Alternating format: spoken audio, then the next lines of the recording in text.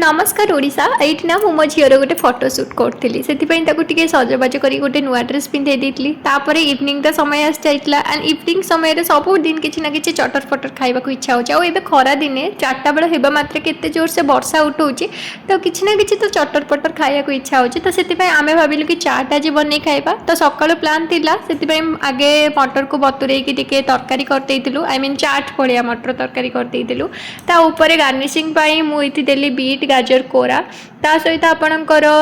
डालिंब मंजी आ काकुड़ी ता सहित पियाज आठी ना आम मक्का कॉर्न जोटा मक्का चिप्स जोटा घरे ही छाणी किणिकी मार्केट रू मक्का चिप्स को एंड मु आपणकर ये पाम्पड़ी भी देती पछरे ऐड करती जोटा कि मोर रेकर्ड हो पारनी मिस हो